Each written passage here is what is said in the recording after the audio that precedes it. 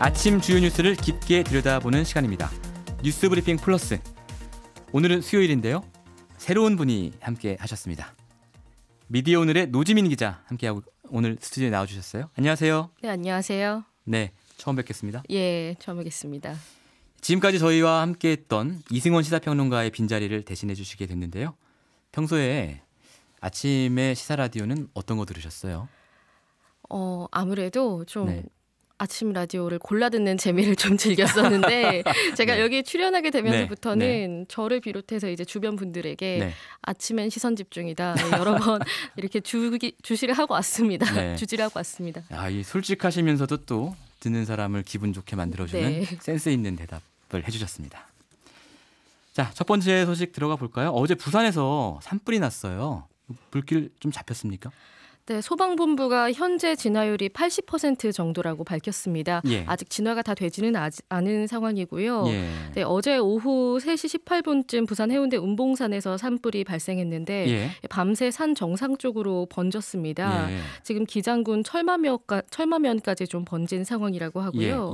부산 소방재난본부에 따르면 어제 저녁 일몰과 함께 헬기를 동원한 진화 작업이 중단됐는데 그동안 불길이 좀 바람을 타고 느린 속도로 계속 번졌다고 합니다. 소방 헬기가 밤사이 이제 운행을 못하니까 그렇게 됐군요. 그렇습니다. 그래서 어제 오후에는 5헥타르 정도로 피해 규모가 추산이 됐는데요. 현재 오전 6시 기준으로는 13헥타르로 늘어난 상황이라고 합니다. 많이 늘었네요. 그리고 이제 보통 소방본부에서 완진했다 이렇게 하더라도 잔불은 남아있는 경우가 많거든요. 근데 지금 진화율이 80%라는 건 아직 상당히 불이 남아있다는 얘기인 것 같아요. 네, 그렇습니다. 게다가 오전에는 바람이 상대적으로 약한데 불길이 진화되지 않을 경우에는 오후에는 좀 다시 불길이 오를 개연성이 있기 때문에 소방 당국이 좀 전력을 기울이는 모양새입니다. 다시 날이 밝았으니까 진화 작업을 가속화할 수 있겠고요. 자, 다음 소식은 또 한 분의 일본군 위안부 피해자가 별세하셨다. 마음 아픈 소식이네요.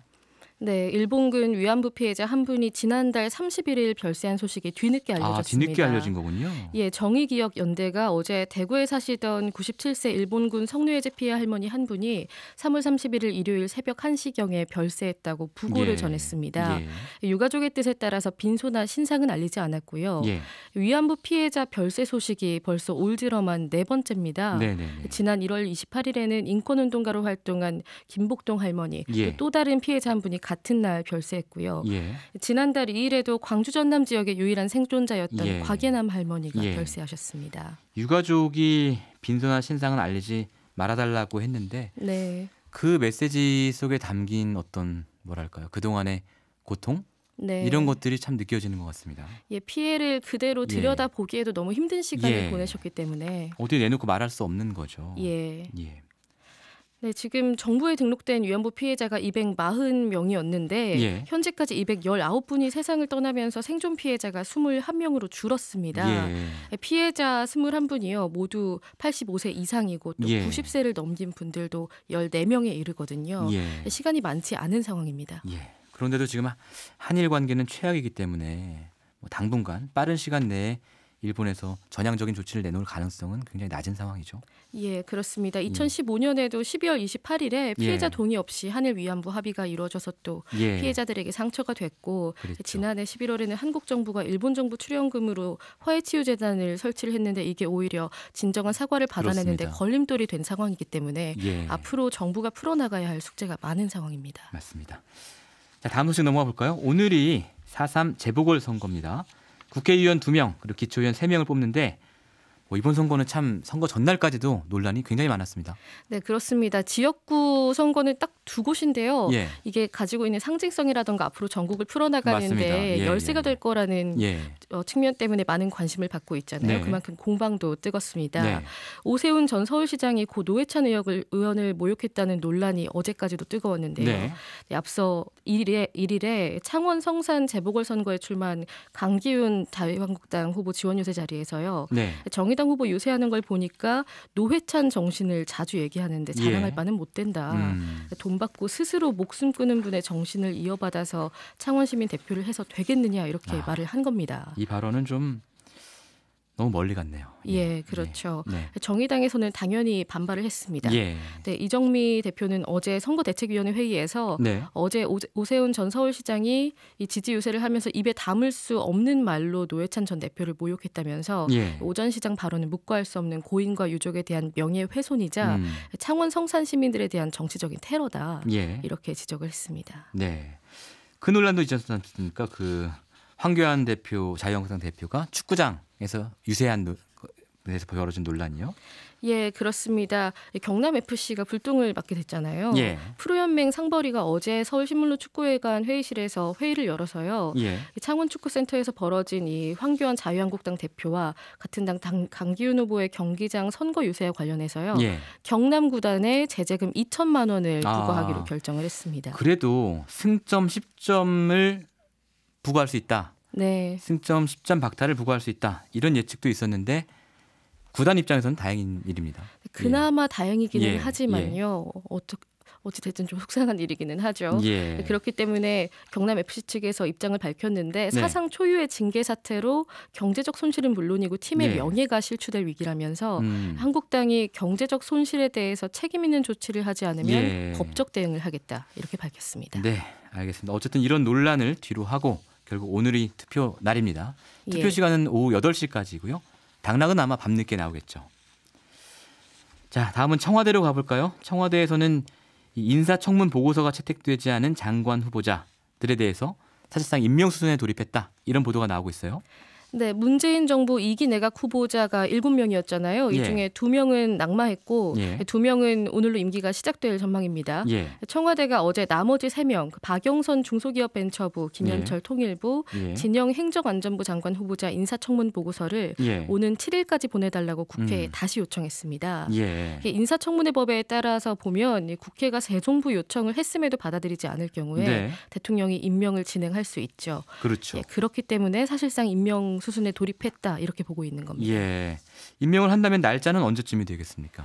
네, 한 8일쯤으로 예상이 되고 있습니다. 8일. 문재인 대통령이 10일에는 한미정상회담을 위해서 출국을 하고 또 그에 앞선 9일에는 임시정부 수립 100주년을 맞아서 국무회의를 엽니다. 그렇기 때문에 이 전에는 장관 후보자 임명을 진행을 할 거라는 전망인데요. 윤도한 청와대 국민소통수석도 어제 청와대 브리핑에서 대통령 방미 전에 임명하는 수순으로 이해하면 되냐라는 이 질문에 그렇게 이해하면 된다고 답했습니다. 그랬군요. 야당이 굉장히 반발을 하겠어요? 네, 자유한국당과 바른미래당 상당히 반발이 거셉니다. 앞서 조동호 과학기술정통부, 최정호 국토교통부 장관 후보자 낙마 이후에 박영선, 김현철을 살리기 위한 꼬리 자르기 이 주장을 계속 이어가고 있거든요. 한국당은 장관 후보자 7명을 앞서 모두 부적격이라고 또 규정을 하기도 했는데요. 현재는 조국 민정수석, 조현욱 인사수석, 이른바 조조라인, 조남매를 경질해야 한다고 주장하고 있습니다. 그게 이제 최종적인 목표인 것 같은데. 근데 청와대의 윤두한 국민소통수석이 이걸 가지고 뭐 기자들 앞에서 해명을 했는데 이 해명을 가지고 뭐 여러 얘기들이 나오고 있죠 지금. 그렇습니다. 최근 장관 후보자 인사 파동과 관련해서 청와대의 상황 인식을 두고 여당 안에서도 불만이 고조되고 있다. 이게 오늘자 한겨레에서 보도된 내용입니다.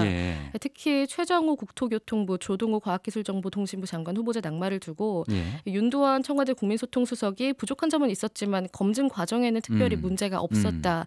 이 입장을 앞서 밝히지 않았습니까?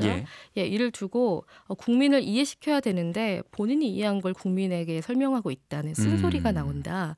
이렇게 지적을 한 겁니다. 특히 이제 더불어민주당 입장에서는 선거도 있고 뭐 총선도 이제 멀지 않았기 때문에 이런 여론의 악화에 대해서 굉장히 신경을 많이 쓰는 분위기죠. 그렇습니다. 방금 말씀하신 대로 4.3 보궐선거 바로 앞두고 있었던 일이잖아요. 그렇기 때문에 인사파동도 있었고 이런 일들이 악재가 되지 않을까. 또 앞으로 국정을 운영해 가는데 동력을 약화시키지 않을까라는 우려가 아무래도 이런 대응 방식에 대한 불안감으로 작용을 하고 있는 것으로 보입니다.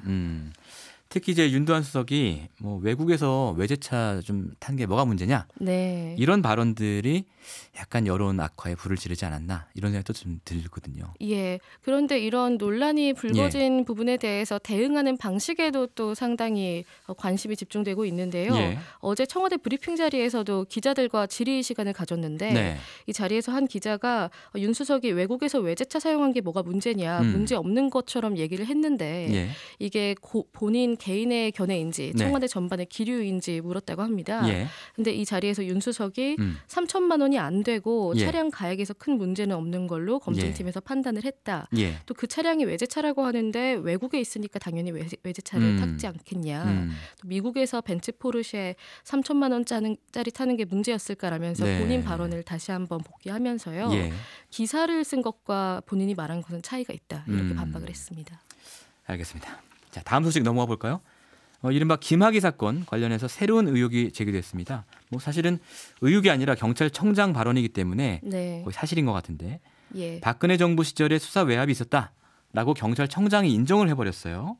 네, 민감용 경찰청장이 어제 국회 정보위원회에 출석을 했는데요. 이 자리에서 경찰 수사 당시 여러 곳에서 전화가 와서 수사팀이 곤혹스러워했다. 이렇게 말을 했습니다. 외압 의혹을 사실상 시인한 걸로 해석되고 있죠. 그 말을 이제 정보위였으니까 직접 전해들은 건 아니고 간사가 전해준 거죠. 네, 이혜훈 바른미래당 정보위 간사가 이 민 청장 발언을 브리핑을 통해서 기자들에게 알렸는데요. 발언 내용을 잠시 몇 가지를 전해드리면 민 청장이 3월 13일 김학의 전 차관이 임명되기 전에 청와대에 이미 범죄 정보에 관해서 이야기를 했다. 박근혜 정부 시절에 했다는 얘기죠. 또 당시 수사 담당자들은 외압에 휘둘리지 않고 수사에 최선을 다했다면서 외압이 있었는지에 대해서는 수사에서 밝혀주기 바란다고 말했다는 겁니다. 당시에 뭐 외압이 있었다는 얘기는 수사 담당자들이 워낙 많이 했던 얘기라 다 아는 얘기고요, 사실은. 자, 김학의 전 차관의 성범죄 동영상이 담겨 있다는 CD 얘기도 정보에서 나왔습니까? 민 총장이 박지원 의원이 이 3월 초에 동영상을 받았다고 언론에 얘기를 앞서 한 것을 두고 그 부분에 대해서는 진상 파악을 하지 못했다고 말했다고 합니다. 박모 씨가 2012년 12월부터 6개월간 CD를 갖고 있었고 이 CD를 통제할 수 없는 상황에 있었다고 했고요. 또 경찰 수사 담당 부서가 이 CD를 입수한 시점은 3월 19일에 영상이 흐릿한 CD를 받았고 그 이후에 5월 2일에 영상이 선명한 CD를 받았다. 이렇게 말을 했다고 합니다. 그렇군요. 결국 민감용 청장의 발언이 수사에도 영향을 미치겠네요. 청와대 등이 일선 경찰의 수사 외압을 행사했다는 의혹에 대해서 직권남용 권리 행사 방해죄가 적용될 수 있는데요. 이게 공소시효가 7년입니다. 수사 외압건의 경우에는 이 의혹이 대부분 박근혜 정부 출범한 이후에 2013년 2월 이후에 일어났잖아요. 성폭행 자체는 뭐 2006년에서 8년 뭐 이때지만 수사 외압은 당시 수사할 때 일어난 일이니까 공소시효가 남아 있는 거죠. 그렇기 때문에 이 상대적으로 공소시효가 많이 남은 의혹에 대해서 경찰청장의 증언이 나왔다는 점에서 어느 정도 좀 수사에 동력을 얻지 않을까라는 관측이 나오고 있고요. 방금 말씀하신 대로 그 성폭행과 뇌물 혐의 같은 경우는 공소시효가 좀 걸림돌이 되고 있는 측면이 있습니다. 아마 수사단이 이걸 극복하기 위해서 지금 열심히 기록을 뒤지고 있다고 하고요. 자, 마지막으로 KT 부정채용 관련 소식 짧게 전해주시죠. 검찰이 2011년 4월 김성태 자유한국당 의원 딸이 계약직으로 채용될 때 김 의원이 서유열 당시 KT 사장에게 딸 이력서를 건넸다는 관계자 진술을 확보했다고 어제 JTBC가 보도했습니다. 알겠습니다. 자, 앞서 재보궐선거 관련 뉴스 저희가 전해드렸는데 황교안 자유한국당 대표가 경기장 유세로 선관위로부터 행정조치를 받았는데요. 여영국 정의당 후보도 예비후보 시절에 농구장에서 머리띠를 두른 채 응원한 것 관련해서 마찬가지의 행정조치를 받았다고 합니다. 이 말씀 전해드리고요. 오늘 소식은 여기까지 듣겠습니다. 감사합니다. 고맙습니다. 지금까지 미디어 오늘의 노지민 기자였습니다. 평일 아침 7시 20분 시민보의 시선집중.